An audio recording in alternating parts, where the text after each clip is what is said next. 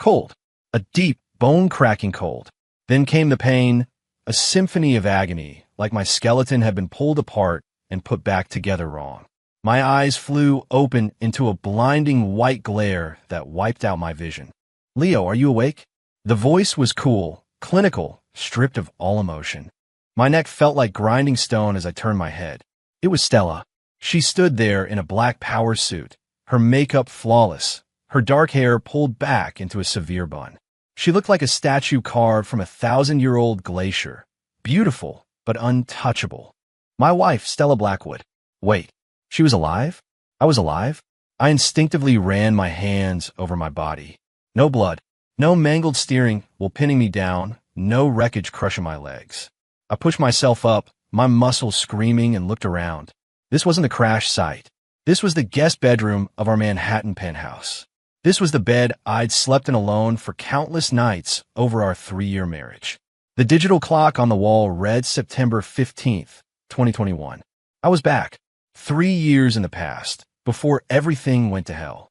In my last life, today was the day the bottom fell out. The misunderstandings between me and Stella spiraled, creating the perfect opening for our rival, Connor Grayson.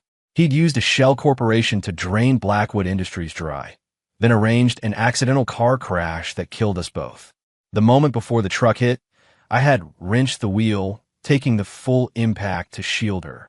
The last thing I saw was her eyes, those famously cold eyes, filled for the first time with terror and something else I couldn't decipher.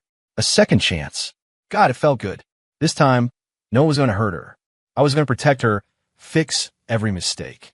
I looked at her, and the intensity in my gaze must have been burning, because she shifted uncomfortably, a slight frown creasing her brow.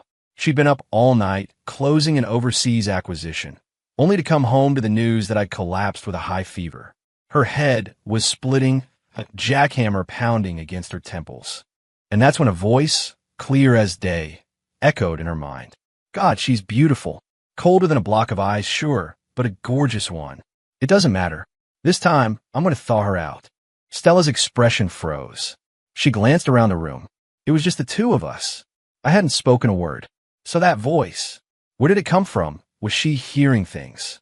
Was it just the exhaustion? I had no idea about the storm brewing inside her head. I just saw that familiar frosty mask and sighed internally. Yep, there's that don't even think about breathing near me look. Can't blame her. We have a prenup, not a marriage. She must be so sick of me, the useless husband from the fallen dynasty. The voice rang out in her head again. Stella was now 100% certain it was coming from the man in front of her, even though his lips hadn't moved. Her mind, the mind of a CEO who ran a billion-dollar empire, went into overdrive. This defied all logic, but she forced herself to analyze the data. An absurd theory took root. Could I be hearing Leo's thoughts?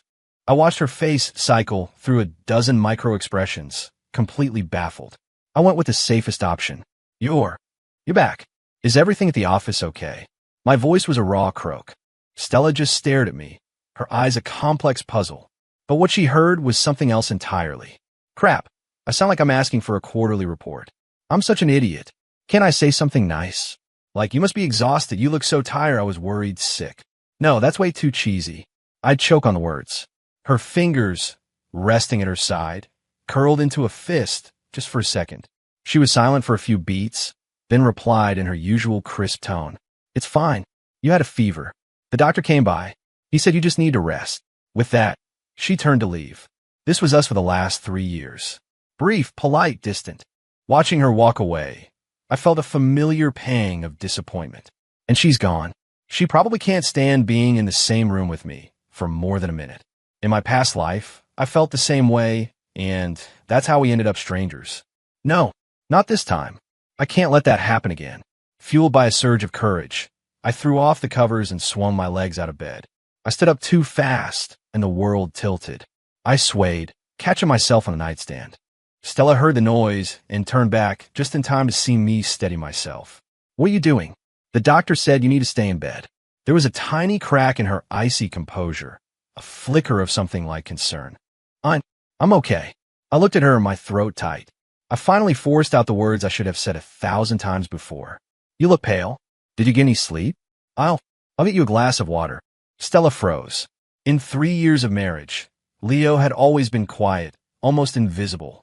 He managed the household with the quiet efficiency of a butler, but he'd never, ever said anything that personal, that caring.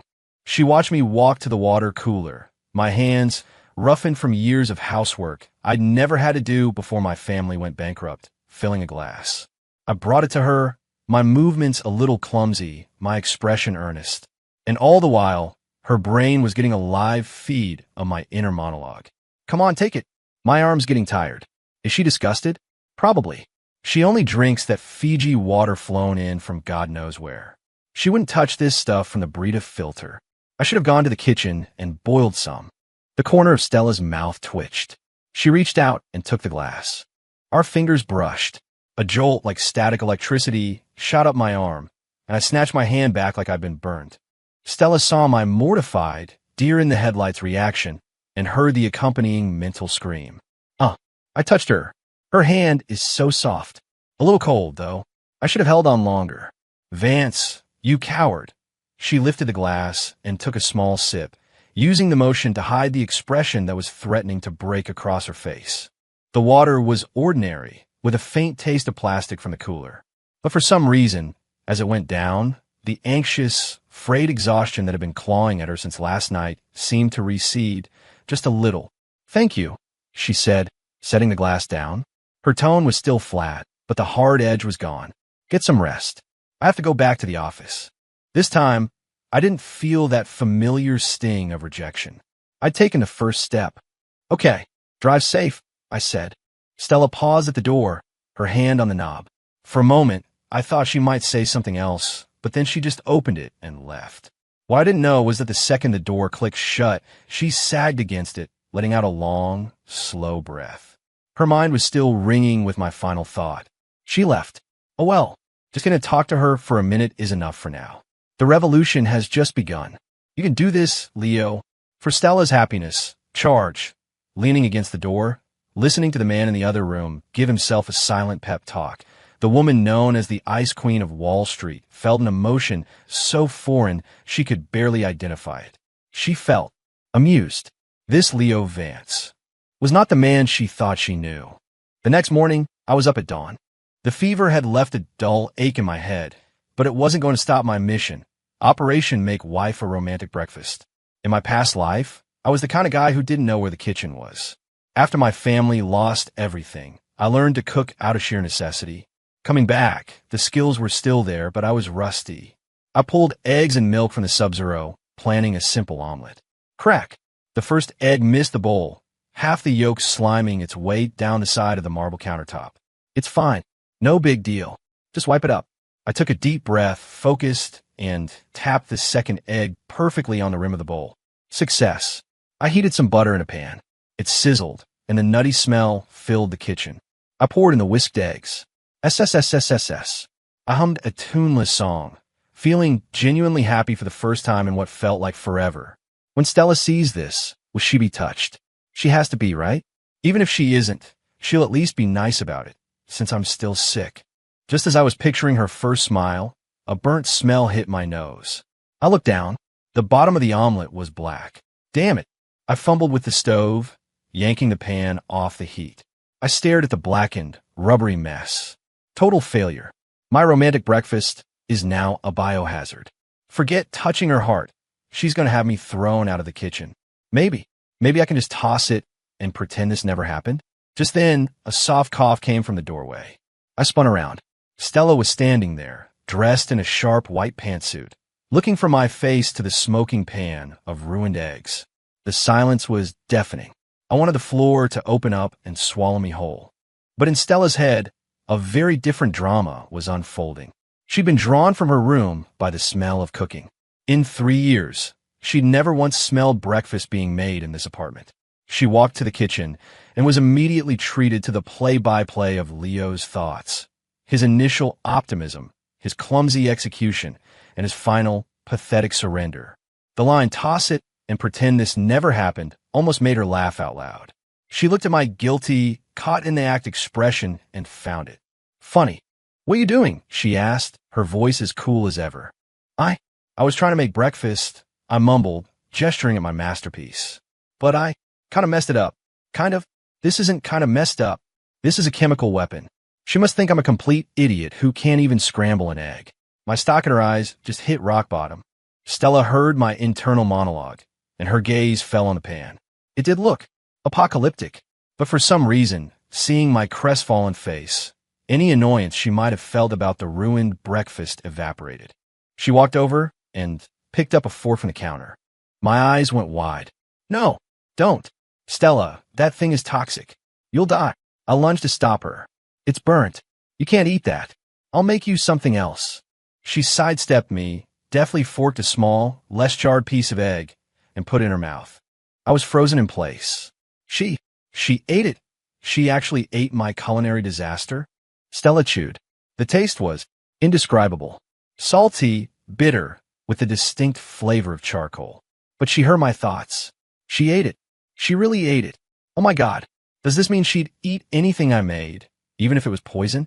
She really does care about me. This has to be a dream. Seeing the look of pure, unadulterated joy on my face, a look that suggested I might ascend to a higher plane of existence at any moment, Stella managed to swallow the horrific egg. She put down the fork, delicately wiped her mouth with a napkin, and looked at me. You need to control the heat, was her only comment. Huh? Oh, right. I nodded vigorously, like a student praised by his teacher. She's giving me pointers. She's not disgusted. She's encouraging me. I'm the happiest man alive. Stella thought to herself that she might need to reevaluate her definition of the word happy. Just then, her phone buzzed. She glanced at the caller ID, and her brow furrowed slightly. Connor Grayson. My eyes caught the name, and every alarm bell in my head went off at once. Connor Grayson. That son of a bitch. He never quits. In my past life, he was the one who used that phony green energy deal to tie up all of Blackwood's liquid assets. Then he pulled the rug out, triggering a cascade failure that bankrupted Stella. I remember now. It's today. He's going to show up today with that poison pill contract. Stella answered the call. Connor's smooth, charming voice came through the speaker. Stella, good morning. About that South American lithium project we discussed, I happen to have some free time today. I'd love to walk you through the details in person. Would that work for you? As she listened to the call, she was also getting a live stream of my frantic internal warnings. She glanced at me. I was staring at her, my expression like that of a golden retriever watching a stranger approach its favorite human. Stella's eyes flickered. She spoke into the phone. Fine. My office at 10. After she hung up, she saw the look of utter despair on my face. It's over. She agreed. Just like last time, she's falling for that snake's act. How can I warn her? If I just say he's a liar, she'll think I'm being jealous and paranoid. I started pacing, a caged, helpless animal. Stella watched me for a moment, then said, You're coming to the office with me. What? I stopped dead. To the office? What for? To be a piece of furniture? Or is she going to humiliate me in front of Connor to make him feel important? Stella had to physically restrain herself from rolling her eyes. She was starting to retract her earlier thought about him being cute. What was with all the melodramatic nonsense rattling around in his head? I said, You're coming. No more questions, she said, her voice sharp, and turned, striding out of the kitchen. I watched her go, and despite being snapped at, I felt a ridiculous grin spread across my face. She wants me to come with her. Does this mean she's starting to see me as part of her life? She wants to have me by her side, to stake her claim? It has to be. I knew it. My wife does love me. At the doorway, Stella stumbled, nearly walking into the frame. She pressed her fingers to her forehead and took a deep, steadying breath. Spending time with this man was going to be a serious cardiovascular risk. The top floor of the Blackwood Tower, the CEO's office. I sat awkwardly on a leather sofa, feeling like a stray dog in a palace. Everything here was sleek, expensive, and powerful. I was none of those things. Stella sat behind her massive desk, a pane of polished mahogany that probably cost more than my first car. Sunlight streamed through the floor-to-ceiling windows, wrapping her in a golden halo. She didn't look like a CEO. She looked like a goddess. Wow, my wife is a total knockout when she's working. That focus, that power. What does a punk like Connor Grayson have that I don't? Does he love her like I do? Hell no. Stella, in the middle of signing a document, paused. Her pen slipped, leaving a long black slash across the page. She looked up and shot me a glare that could freeze fire. I flinched, shrinking back into the sofa cushions, not sure what I'd done. What was that for? I didn't say anything. Is my mere presence annoying her? I knew I shouldn't have come. Stella went back to her papers, deciding that until she figured out this whole mind-reading thing, she needed to minimize eye contact with me. It was killing her productivity. At 10 o'clock sharp, there was a knock on the door. Connor Grayson swept in, wearing a tailored Armani suit and a smug grin. He was holding a bouquet of red roses big enough to hide a small child. "For you, Stella," he said, extending the flowers. His smile was warm, but his eyes were greedy. Stella didn't take them. "Connor, this is a business meeting." His smile faltered for a fraction of a second before he recovered. He spotted me on the sofa, and a flicker of contempt crossed his face. "And who is this?" he asked, though he knew perfectly well. "My husband, Leo Vance," Stella said. "Oh, Mr. Vance." Connor offered me a hand. "A pleasure." I stood and shook it. His hand was clammy. "Pleasure my ass. You two-faced snake. Why is your hand so greasy? Did you dip it in bacon fat this morning?" Connor's hand tensed in mine, and he pulled it back quickly, wiping it on his pants. He looked confused, as if he'd heard something. A trick of the mind? Stella watched the exchange, hiding a smile. "Have a seat, Connor. Let's talk about the project." Connor refocused, sitting across from me. He slid a glossy prospectus across the table to Stella and launched into his pitch. "The project is located in a new special economic zone in Venezuela. We've secured exclusive mining rights from the regional government. Once we have the capital infusion, initial projections show an ROI of 300%. This is a golden opportunity for Blackwood to dominate the international lithium market." He spun a beautiful fantasy, the exact same one he'd used last time. I sat there, looking bored out of my mind, but inside I was on fire. "Keep talking, you liar. Exclusive rights from some local warlord, you mean? An ROI of 300%? Yeah, for you, after you've funneled all of Blackwood's money into your offshore accounts. I have to admit, the PowerPoint is slick. Must have cost you a fortune." Stella flipped through the prospectus, listening to my silent, real-time fact-checking. It was more efficient than her entire risk assessment department. Connor finished his speech, his eyes gleaming. "So, Stella, what do you think?" Stella didn't answer right away. She turned to me. "Leo, what's your take on it?"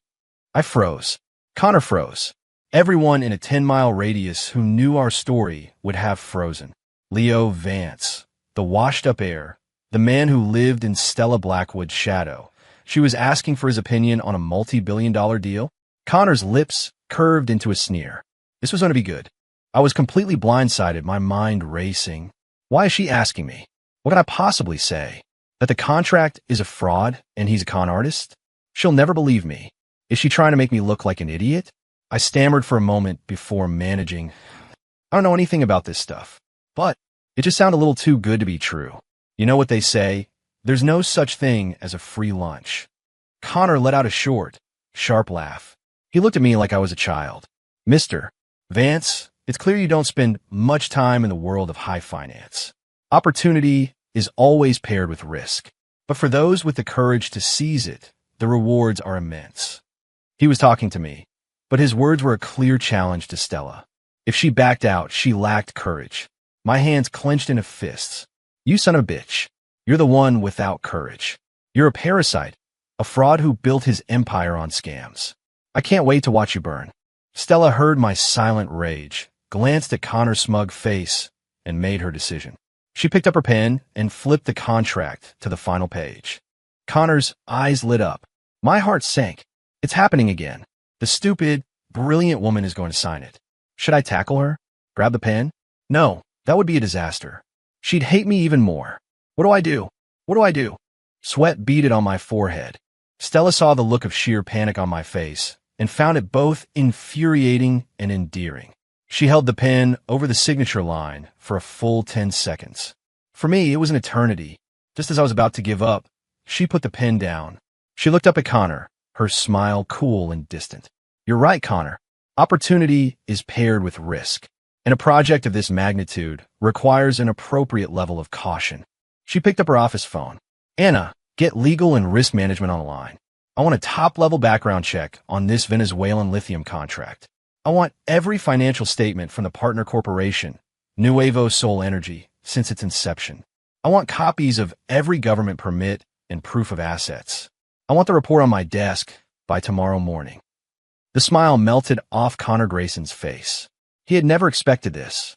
Stella Blackwood was legendary for her decisive, almost ruthless, speed. This sudden bout of extreme diligence was completely out of character. Background check. Nuevo Sol Energy was a shell company he'd registered in Delaware 3 months ago. It couldn't withstand 5 minutes of scrutiny. Stella, are you saying you don't trust me? He asked, a desperate edge to his voice. I'm saying I don't trust this contract, she replied, her tone final. I have a fiduciary duty to my shareholders. Surely you understand. Connor's face went pale. He couldn't say a word. He could only watch as Stella handed the toxic contract to her assistant. I sat on the sofa, completely stunned. My mind was a blank slate. She didn't sign. She actually didn't sign it. Did she understand my hint? No way, I was too vague. Did she figure it out herself? My wife is a genius.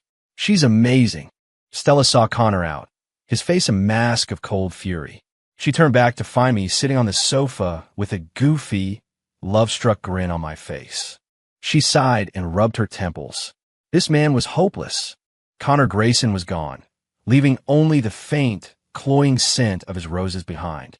I was still floating on a cloud of giddy relief, grinning like an idiot. Ha ha ha. Crisis averted. My wife is a badass. Sent that con man packing with just a few words. Now I can go back to being a happy, useless husband. Stella walked over and stood in front of me, looking down. You seem pleased, she said. What? Me? I wiped the smile off my face and sat up straight. No, I'm just pleased for you, Ms. Blackwood, on your wise decision. Smooth, Leo. Real smooth. The survival instinct is strong with this one. Stella didn't reply. She pulled a chair over and sat across from me, crossing her legs. The hem of her skirt rode up, revealing a pale, slender knee. I glanced, then quickly looked away. Do not look. Do not look. She's my wife, but she's not my wife. Be a gentleman. Stella watched my fidgeting, my eyes darting everywhere, but at her, and was secretly amused. You said there's no such thing as a free lunch, she began, getting straight to the point. Why? Do you know something about this? Here we go. She's suspicious. My heart hammered against my ribs as my brain scrambled for a plausible lie. Okay, think. I can't tell her I'm from the future. She'll have me committed. I need a good excuse. Got it. I clear my throat and put on my most serious face. It's just a gut feeling. I'm a pretty intuitive person. The second I saw that Grayson guy, I just knew he was shady. Too slick. Smiled too much. And that deal of his, it was all sizzle and no steak. It sounded fake. So I just said what I felt. Stella listened impassively. She had, of course, heard the entire creative process, including the discarded drafts. No, that's too stupid. She'll never buy it. Maybe I can say, I saw a similar scam on an episode of American Greed last night. No, stick with intuition. Women are supposed to be into that stuff, right? After hearing my stumbling explanation and comparing it to the smooth, detailed fabrication in my head, she had to resist the urge to throw a file at me. Did he really think she was an idiot? But she didn't call me on it. She just nodded. Is that so? Your intuition is quite accurate. I let out a breath I didn't realize I was holding. Phew, she bought it. My wife is pretty gullible, actually. Believed that ridiculous story without a second thought. Stella felt a vein in her temple begin to throb. Gullible? If she was gullible, there would be no Blackwood Industries. She suppressed the urge to call her assistant and ask for the name of the city's top neurologist. All right, you can go home now. I have another meeting. Oh, okay. I jumped up, relieved to be dismissed. At the door, I paused and looked back at her. She looked so tired. The weight of this whole company is on her shoulders. It was the same in the past life. She never told me anything, just carried it all herself. I wish I could help her, but what can I possibly do? I'm useless. Stella's hand, reaching for a pen, stopped mid-air. She looked up and met my gaze, a look full of helpless empathy.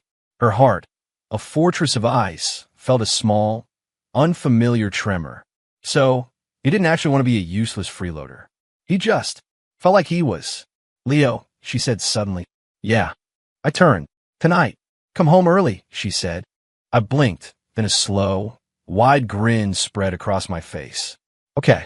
I practically skipped out of the office, my feet barely touching the floor. She told me to come home early. She's worried about me. She cares. The iceberg is starting to melt. In her office, Stella heard his cheerful, triumphant thoughts, and for the first time all day, the corners of her mouth tilted upwards in a tiny, almost imperceptible smile. Her assistant, Anna, walked in with a stack of files and saw that fleeting expression. She was so shocked she nearly dropped the entire pile. Oh my God, the Ice Queen smiled. The world had to be ending. That evening, I went to Whole Foods and bought the best ingredients I could find. If my technique was garbage, at least the quality would be top-notch. I was humming as I walked up to our brownstone, but the atmosphere felt wrong. Stella's car was in the driveway, but she was still inside it. The window was down, and I could see her in the driver's seat. Phone pressed to her ear, her face a mask of cold fury. I slowed my steps. As I got closer, I heard her voice sharp and brittle. I'll say it one more time. Kill the project. Now, damages? I don't care what the penalty clause is. $100 million loss is better than the entire company going under. Just do it. She hung up and threw the phone onto the passenger seat with a clatter. She leaned her head back and closed her eyes, looking utterly exhausted. I stood there, my grocery bags suddenly feeling very heavy. I knew it.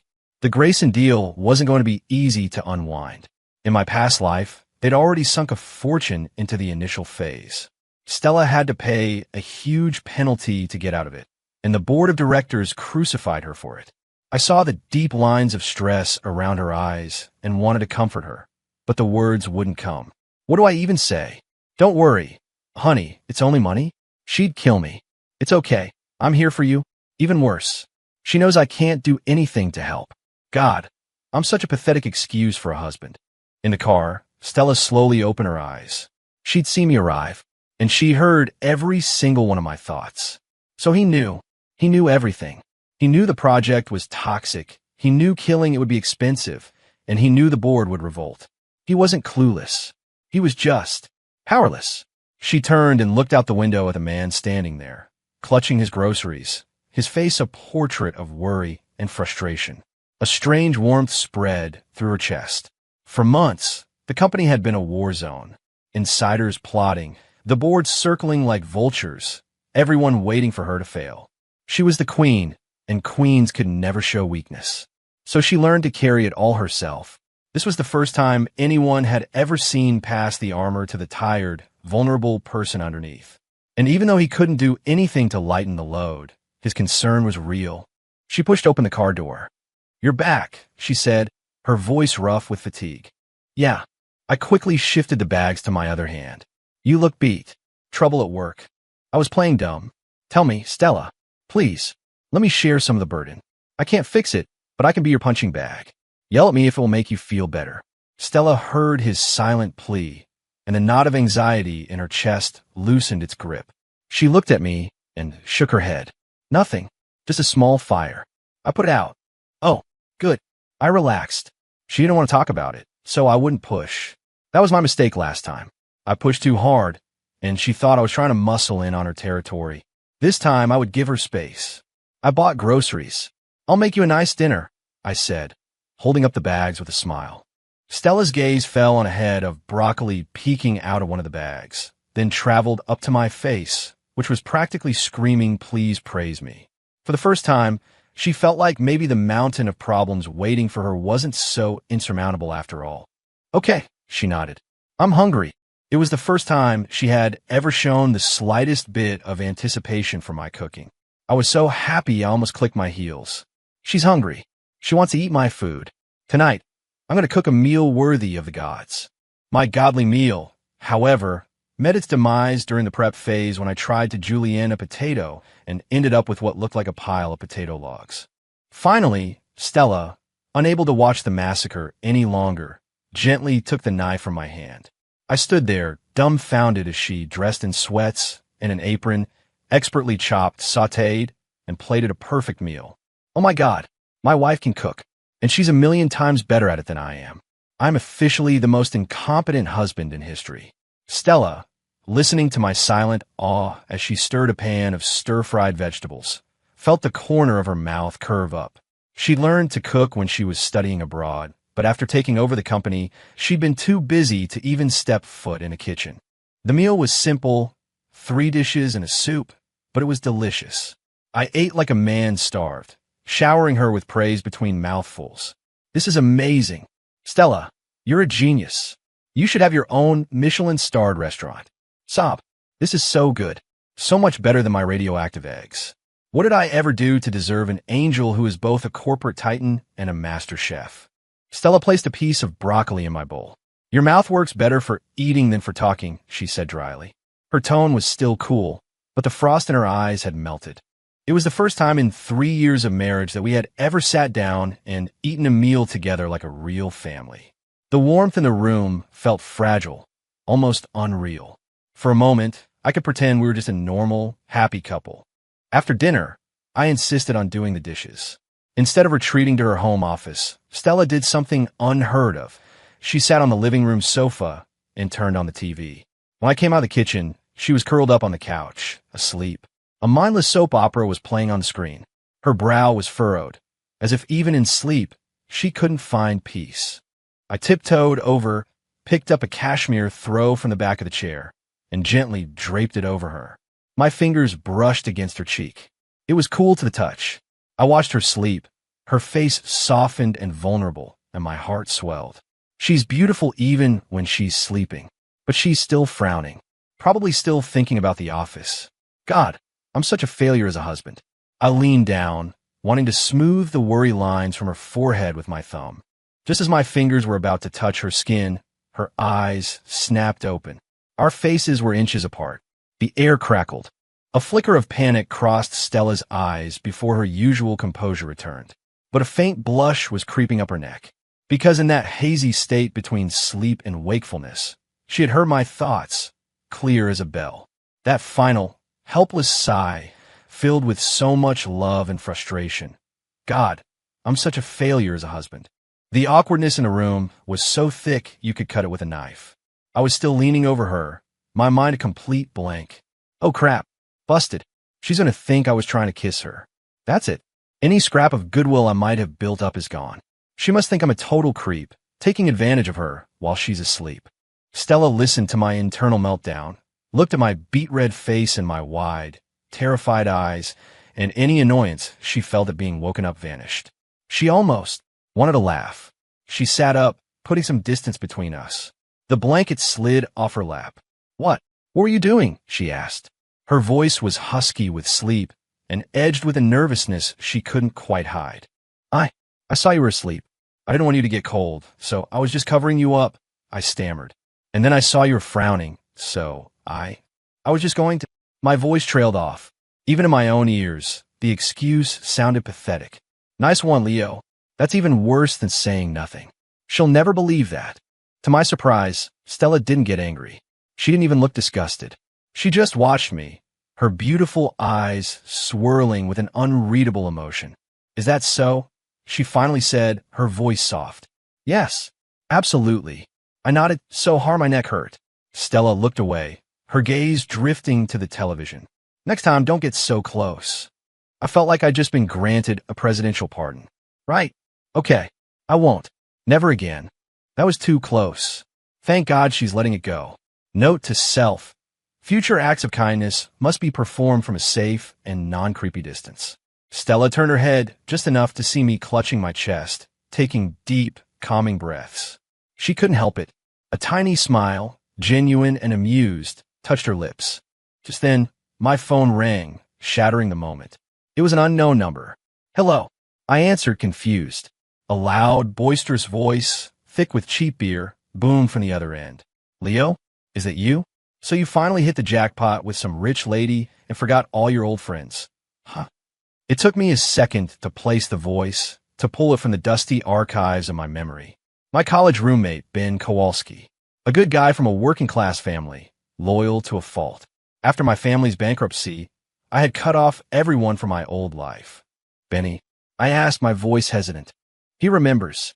"I thought you'd gone all big shot on us," he yelled happily. "Listen, I'm getting married next week back home. You have to be there, man. No excuses. I stood there, phone in hand, my heart a tangle of emotions. In my past life, Ben had made this exact same call. But back then, I was drowning in my misery with Stella, crippled by the shame of being a kept man. I couldn't face my old friends. I told him I couldn't make it. I found out later that not long after the wedding, Ben's father was diagnosed with a serious heart condition that required expensive surgery. He borrowed from everyone he knew but couldn't raise enough money. His father died because he couldn't get the treatment in time. It became one of the biggest regrets of my life. I was always haunted by the thought that if I had just gone, even though I was broke, Stella wasn't. For her, arranging the best doctors, the best surgery, it would have been nothing. But I didn't go. My pathetic pride got in the way, and I missed the chance to save my friend's father. Not this time. I'll be there, I said, my voice firm. I wouldn't miss it for the world. When I hung up, I realized Stella was watching me with a curious expression. It hit me then. I was the useless husband. Every dime I had was hers. A trip back home for a wedding was something I had to clear with my wife. I rubbed my hands together nervously.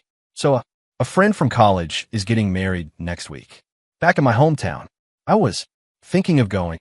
Stella didn't say anything, just watched me. She had, of course, accidentally overheard my entire internal drama.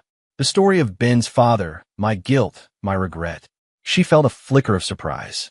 So, underneath that timid, ineffectual exterior, there was a man who cared deeply about his friends, a man haunted by his past. She looked at me, at the way I was practically shuffling my feet, embarrassed to have to ask her for permission. She felt a strange pang in her chest. She was his wife, but she had made him feel so small. Is she going to say yes? Probably not. In her world, my blue-collar friends from Pennsylvania don't even register. She'll probably just wire me some money, tell me not to embarrass the family name, and that'll be it. As I braced myself for her verdict, she finally spoke. Are you going alone? Huh. I blinked. I'm asking if you plan to go back to your hometown by yourself, she repeated. Well, yeah, I said automatically. Is she thinking of coming with me? No way. Impossible. The Ice Queen of Wall Street at a VFW Hall wedding in some dying Rust Belt town? She'd have a nervous breakdown. Stella heard my thoughts, saw the look of sheer horror on my face at the prospect, and felt a rebellious impulse. Her lips parted, and she said 5 words that made my world grind to a halt. I'll go with you. It took a full 3 minutes for my brain to process what Stella had just said. You're coming with me? I pointed at myself, then at her, my expression one of pure disbelief. This is a hallucination. It has to be. My wife coming to my hometown?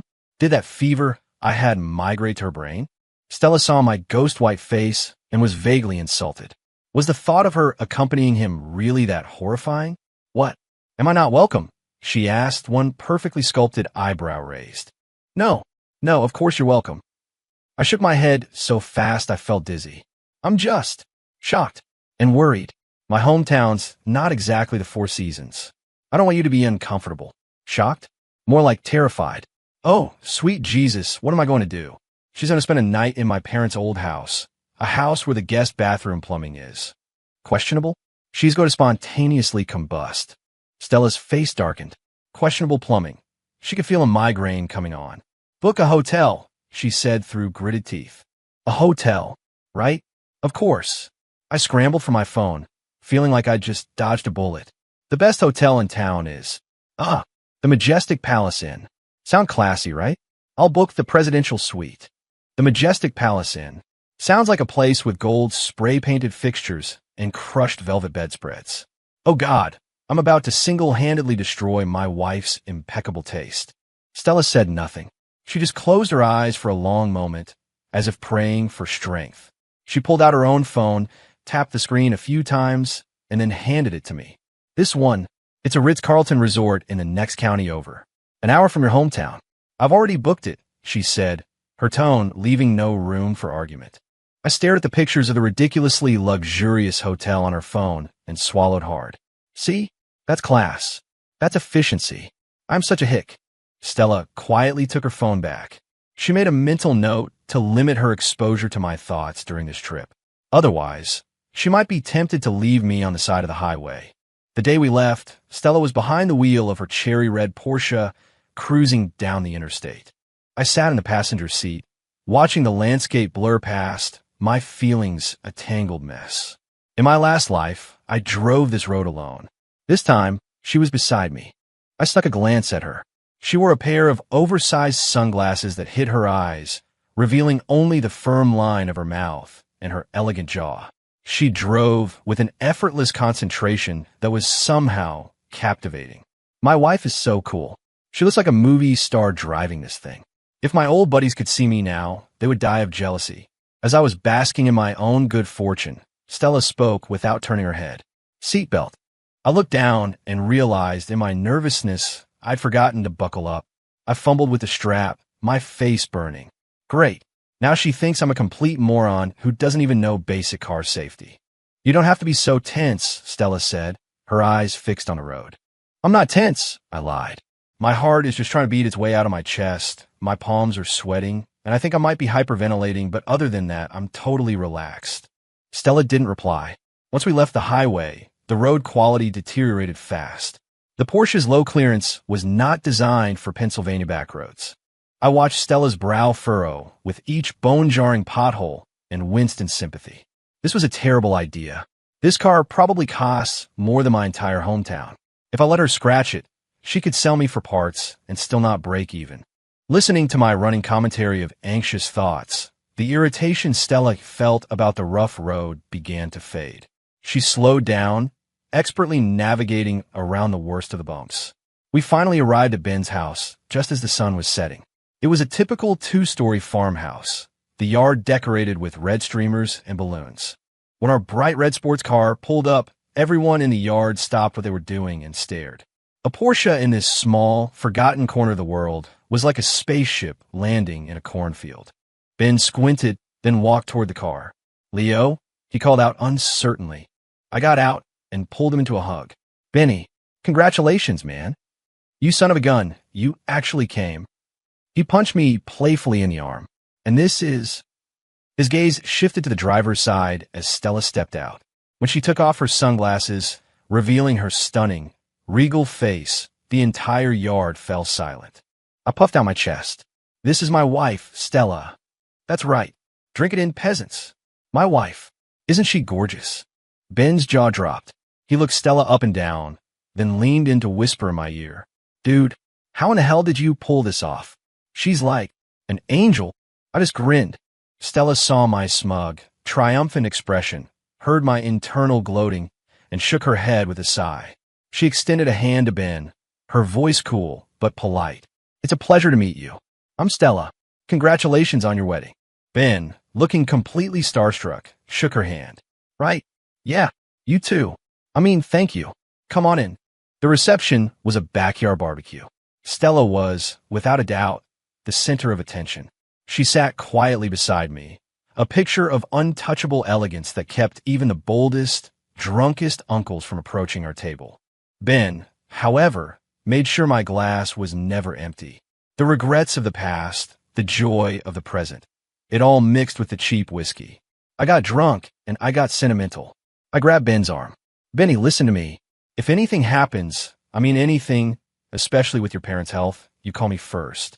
You hear me? Don't try to handle it alone. Ben looked at me, confused. Leo, you're wasted. My folks are fine. What are you talking about? Just promise me, I insisted. Promise me you'll call. Stella watched from the sidelines, saying nothing. She knew what I was doing, trying to rewrite the past.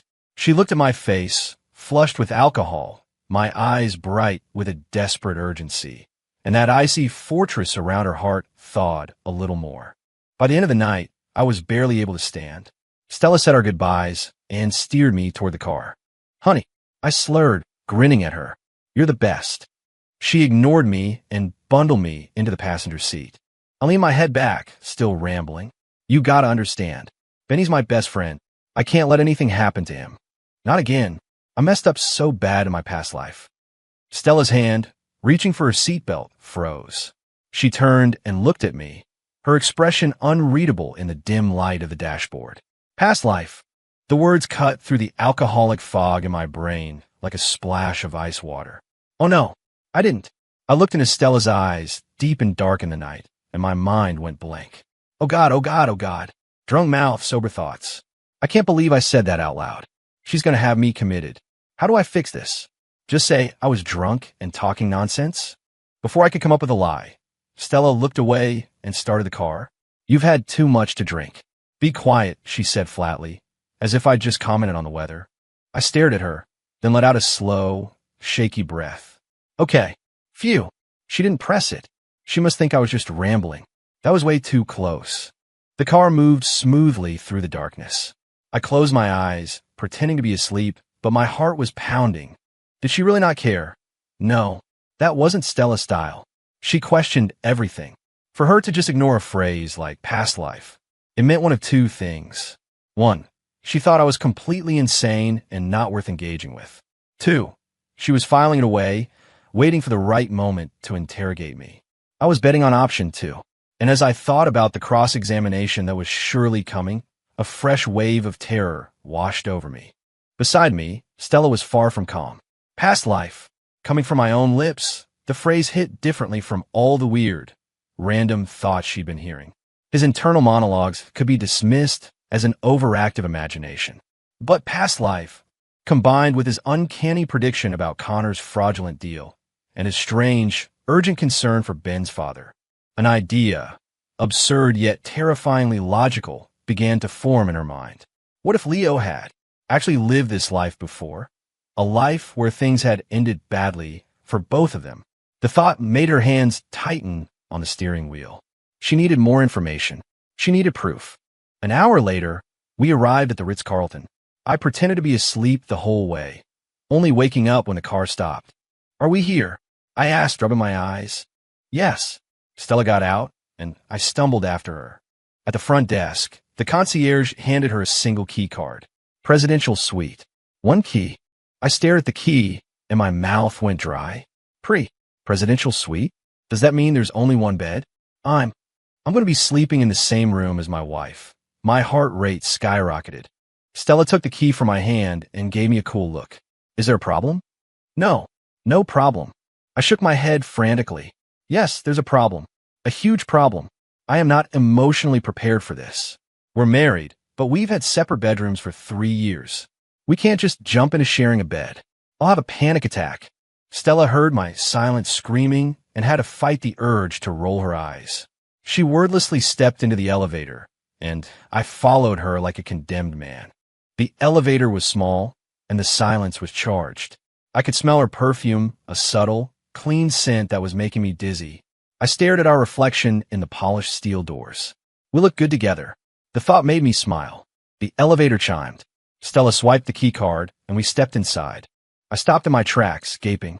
The suite was enormous. A living room the size of a tennis court, with panoramic city views, and on the far side, 2 separate doors. Stella pointed to the door on the left. You're in there. Then she pointed to the one on the right. I'm in here. And with that, she disappeared into her room, the door clicking shut behind her. I stood there for a long moment, processing. Oh, presidential suites have more than one bedroom. My racing heart slowed to a normal rhythm. And for some reason, I felt a distinct pang of disappointment. Well, what did you expect, you idiot? That you get to share a bed with her? Dream on. I trudged into my room. After a shower, I lay in a massive, comfortable bed, but sleep wouldn't come. All I could think about was Stella. Her coming here with me, her defending my honor in her own quiet way, her not pressing me about my drunken slip-up. It felt like we were finally moving in the right direction. I let myself hope, just for a moment, that this time we could have a different ending. As I was lost in thought, there was a soft knock on my door. Who is it? It's me, Stella. I scrambled out of bed and threw open the door. She was standing there in a silk robe, holding a glass of warm milk. Drink this. It will help you sleep, she said, handing it to me. Oh, thanks. I took it, feeling like a clumsy teenager. My wife brought me warm milk before bed. This is like something out of a movie. I'm the luckiest man in the world. Stella watched the pure, unadulterated joy spread across my face, and her expression softened. She didn't leave. She leaned against the doorframe, her eyes studying me. Your friend Ben, she said casually, is his father really sick? My heart dropped into my stomach. She was testing me. I took a sip of milk to buy myself time. No, I was just talking. You know how guys are. His folks are getting older. I was just reminding him to keep an eye on them. I was grasping at straws.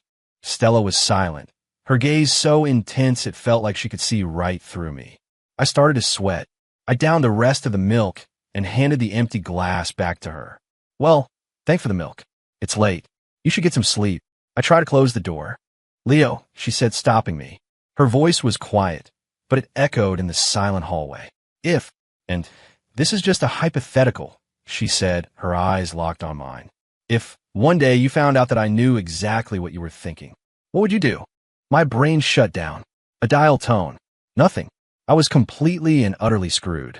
What did she just say? That she knew what I was thinking. My mind rebooted after a full 10 seconds of blue screen horror.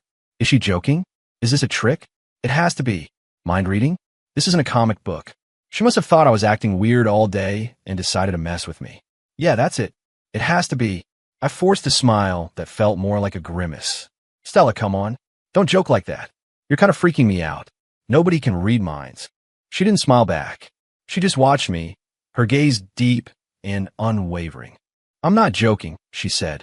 It's a hypothetical. A cold sweat broke out on my back. No way. Is it possible? Does she actually hear my thoughts? All those times I called her an ice sculpture, the don't breathe near me look, the stupid, brilliant woman. She heard all of it. I'm dead. I'm so dead. She's going to dismember me. Is it too late to just get on my knees and beg for mercy? My knees buckled. Stella shot out a hand and grabbed my arm, her grip surprisingly strong. What are you doing? She snapped. My legs are weak, I whimpered. Stella looked at my terrified, ghost-white face, and any lingering doubt she had evaporated. It was true. She could hear his thoughts, and he was hiding something from her. Something about a past life. The silence stretched, thick and suffocating. The only sound was the frantic drumming of my own heart. I couldn't look at her, so I stared at a single button on her robe. Okay, think. Confess and hope for a quick death? Or deny everything and get sent to a lab for vivisection? Stella heard my agonized internal debate and suddenly felt like a bully torturing a helpless insect. She sighed and let go of my arm. Forget it, she said. Forget I asked. She turned to go back to her room. Watching her walk away, I don't know where the courage came from, but I called out, "Wait." She stopped and looked back. I clenched my fists, so hard my nails dug into my palms.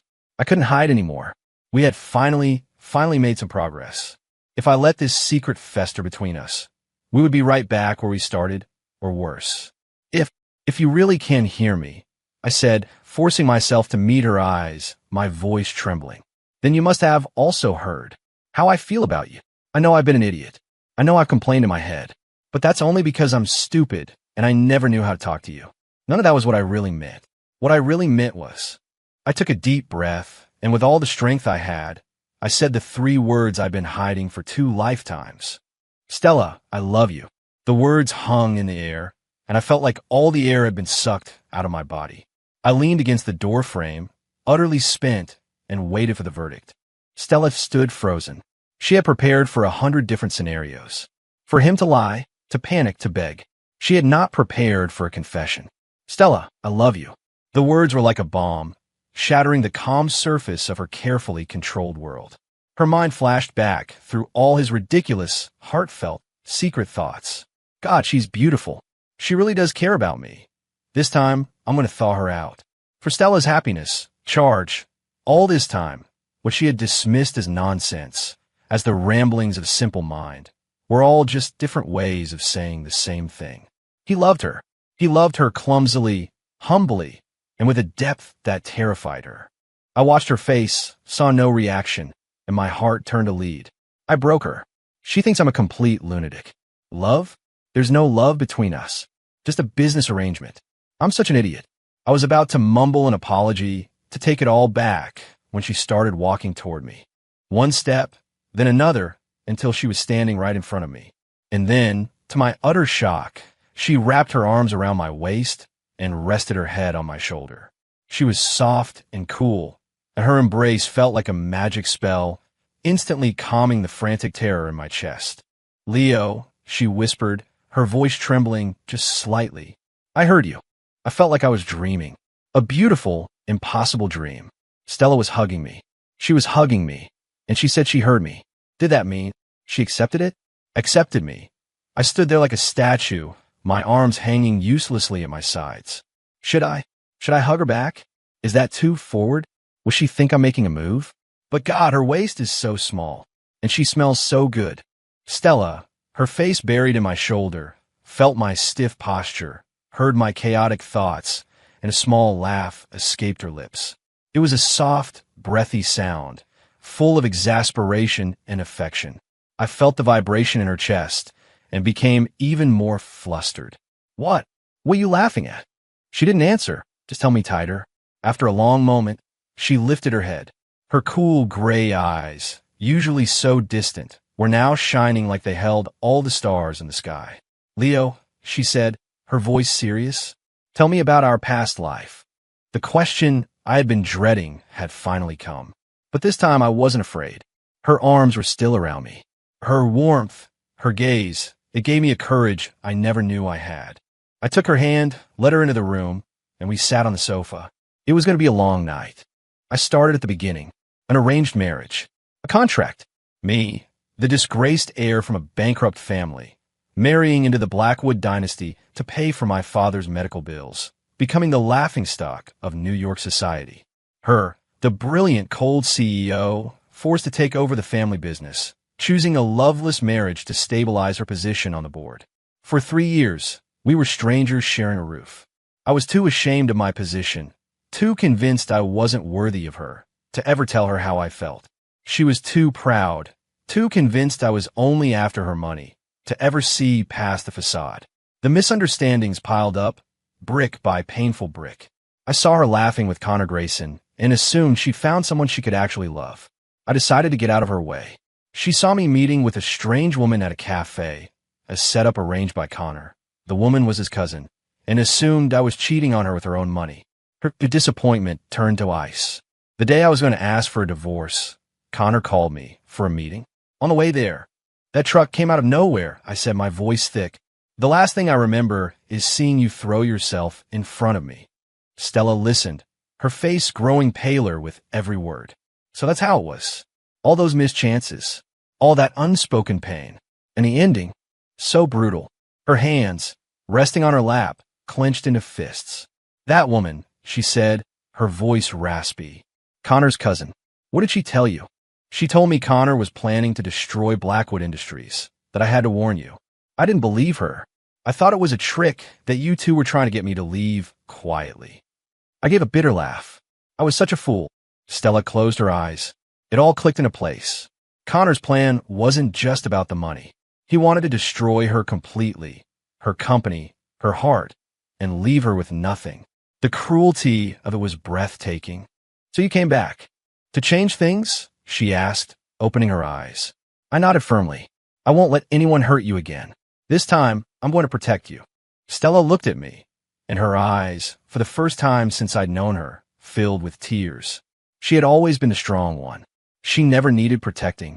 She was a fortress, surrounded by walls of ice. But now, here was a man who had literally crossed death just to come back and tell her he wanted to keep her safe. How could her walls not crumble? What about you? She asked, her voice trembling. You're so focused on protecting me. Have you thought about yourself? Me? I was taken aback, then I smiled. A real smile. As long as you're okay, I'm okay. It was the simplest, truest thing I had ever said. A single tear escaped and traced a path down her cheek. It landed on her hand like a fallen star, and the sight of it broke my heart. I panicked. She's crying. I made her cry. I'm a monster. What do I do? Get her a tissue? Where are the tissues? Is it weird to wipe her tears with my thumb? I started to get up to search for a tissue box. Stella grabbed my hand. She looked up at me, her face wet with tears, and then she did something that shocked me to my very core. She lifted my hand to her lips and pressed a soft, gentle kiss to my knuckles.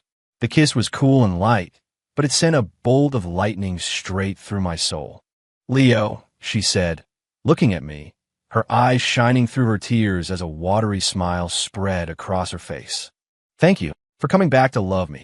After that night, everything changed. We still slept in separate rooms, my idea.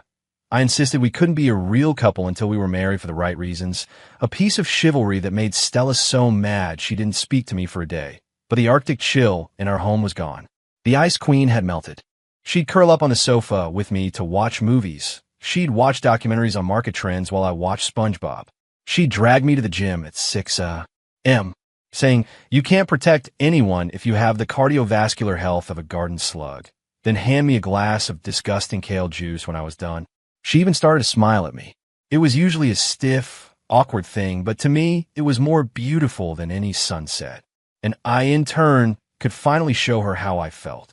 I cooked for her, though she usually ended up taking over. Sat with her while she worked late, though I usually fell asleep, and became her secret weapon during board meetings. As the old vultures on the video call tried to challenge her, I'd be just off camera, silently mouthing intelligence briefings. Hit him. The bald guy. His son just lost $3 million in Vegas, and he's desperate for the dividend payout. The old lady at 3 o'clock. She's been selling trade secrets to our competitors. The proof is in a Swiss bank account. Stella would maintain her perfect poker face while my intel gave her all the ammunition she needed. She'd calmly, surgically dismantle their arguments, leaving them speechless. Her authority in the company solidified overnight. Everyone wondered how their young CEO had suddenly become omniscient. Only her assistant, Anna, had a clue. She noticed that during the tensest meetings, Stella's eyes would often flick to the corner of the room, where her quiet husband sat playing games on his phone. And the look in her eyes was a mixture of pure adoration and amusement. The case against Connor Grayson was swift. Commercial fraud, attempted hostile takeover, and a host of other charges. He was going away for a very long time. The day the news broke, Stella and I were at Trader Joe's.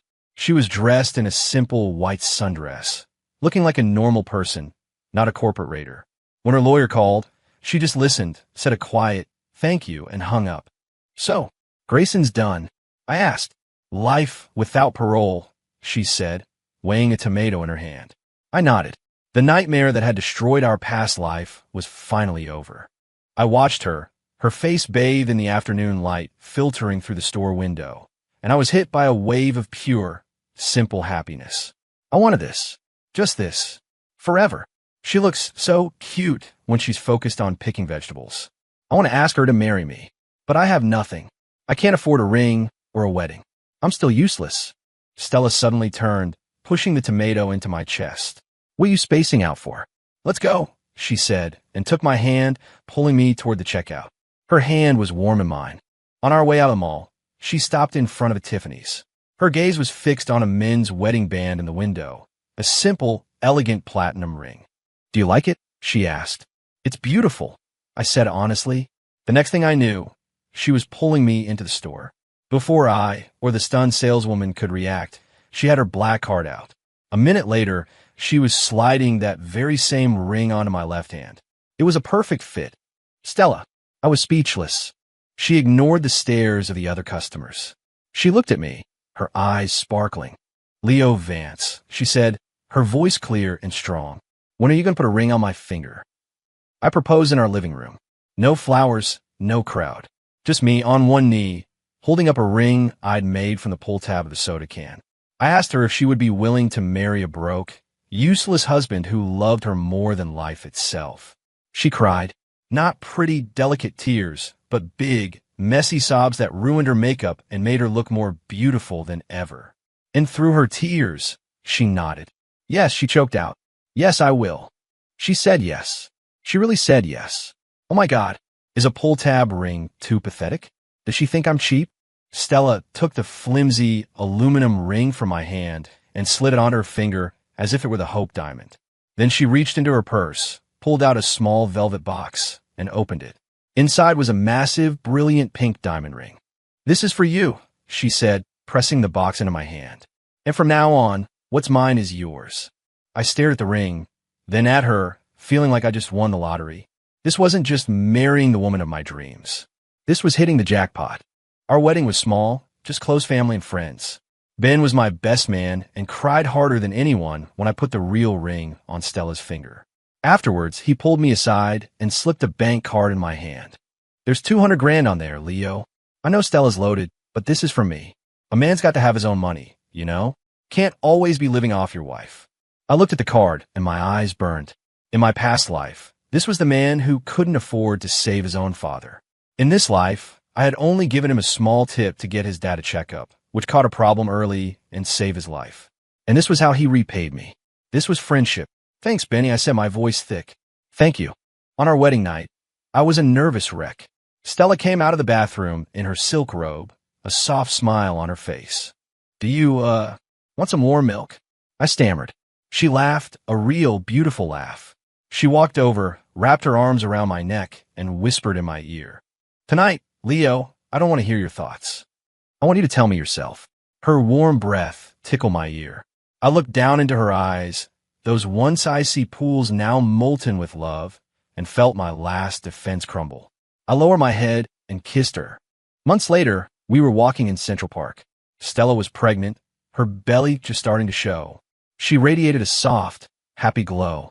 I hovered beside her, a nervous mother hen. I want one of those, she said, pointing to a cotton candy vendor. Absolutely not, I said sternly. The doctor said you need to cut back on sugar. Oh, but she looks so adorable when she pouts. Like a little kid. I want to buy her the biggest one they have. But no, for the baby's health. I must be strong. Stella stopped and turned to face me. Leo, she said, her expression serious. Yeah, I think. I can't hear you anymore, she said. I froze. Instinctively, I thought, testing 1, 2, 3. No reaction. Stella is the most beautiful woman in the world. Still nothing. My heart sank a little. The mind reading is gone? When did that happen? After we got married? After she got pregnant? When did you notice? I asked. Just now, she said, her eyes narrowing. She looked suspicious. Were you just thinking something mean about me? No, never. I swore, putting my hand over my heart. I was just thinking about how hard pregnancy is and how I wish I could bear some of it for you. She studied my face for a long moment, then sighed and took my hand, placing it on her belly. Okay, I'll believe you. For now, she said. But as compensation for your potentially mean thoughts, I think I deserve the extra-large cotton candy. I looked at her face, the perfect picture of mock seriousness, and all my resolve dissolved. Deal, I said, grinning. I'll get you too. I jogged off toward the cart. I didn't see the sly, happy smile that spread across Stella's face as she watched me go. She could still hear me, clear as a bell. She just discovered that she much preferred hearing the things I was now brave enough to say out loud. And she absolutely adored watching me, her loving, devoted, wonderfully ridiculous husband, trying so hard to take care of her. The sun was warm on our faces. I ran back toward her, holding 2 giant pink clouds of sugar, a goofy grin on my face. She stood waiting for me, her own smile lighting up the world. This was our life. It was better than a dream. And